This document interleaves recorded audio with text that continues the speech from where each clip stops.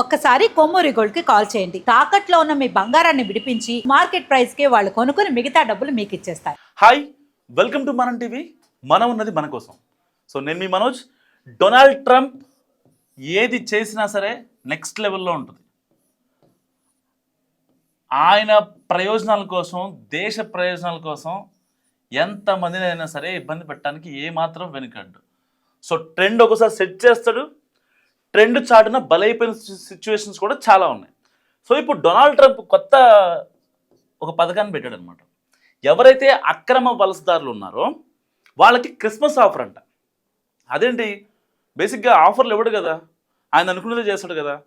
కానీ ఇక్కడ ఆయన స్వలాభం కూడా ఒకటి ఉంది.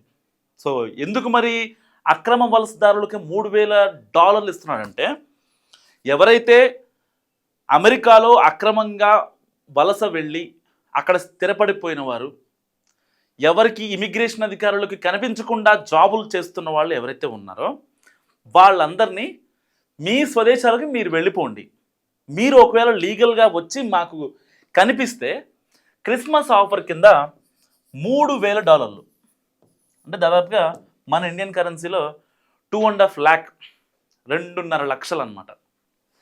సో ఇప్పుడు $3,000 ఇచ్చి ట్రంప్ ఎవరైతే అక్రమ వలసదారులు ఉంటున్నారో వాళ్ళందరినీ కూడా వెళ్ళిపోమని చెప్తున్నాడు. ఎందుకు, రీజన్ ఏంటి చెప్పిన, ఇప్పటికే దాదాపుగా 1.9 M దాదాపుగా 19 లక్షల మంది 19 లక్షల మంది పంపించాడు. 19 లక్షల మందిని అమెరికా నుంచి బయటికి పంపించాడు ఎవరైతే అక్రమ వలసదారులు ఉన్నారు. అండ్ సక్రమ వలసదారులను కూడా ఎలాగైనా సరే పంపిద్దామని ట్రంప్ రోజుకు ఒక ప్లాన్ వేస్తున్నాడు. అండ్ ఇంకోటి ఏంటంటే, ఈ ఇయర్లో పర్టికులర్గా లాస్ట్ మార్చ్ టు మొన్న నవంబర్ ఎండింగ్ వరకు సర్వే ప్రకారం 3 లక్షల మందిని ఎవరైతే ఉన్నారో అక్రమంగా వచ్చిన వాళ్ళని పంపించాడు అనమాట. మీకై మీరు వచ్చి మా దగ్గర మేము ఇచ్చే గౌరవమైన పారితోషికం, ఏదో రెమ్యునరేషన్ అనుకోండి, ఇంకోటి అనుకోండి, ఆ డబ్బులు $3,000 తీసుకొని వెళ్ళిపోతే ఓకే. లేదా మా అంతటికి మేము పట్టుకున్నామా అక్రమ వలసదారుల్ని, సచ్చారే అన్నంత స్ట్రాంగ్ వార్నింగ్ ఇచ్చాడు డొనాల్డ్ ట్రంప్.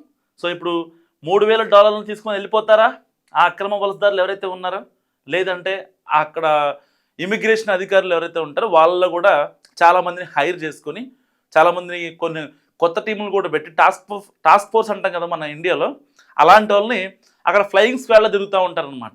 లైక్ కొన్ని MNC కంపెనీస్తో అక్రమంగా ఎవరైనా వచ్చారా కనుక్కోవడం కావచ్చు, లైక్ H1B ఏమన్నా అవకతవకలు జరిగాయా, కంపెనీ త్రూగా ఎవరన్నా వచ్చారా, లేకపోతే పొలిటికల్ రిఫరెన్సెస్ పెట్టుకొని ఎవరన్నా అక్రమంగా ఉంటున్నారా, ఇలాంటివన్నీ కూడా.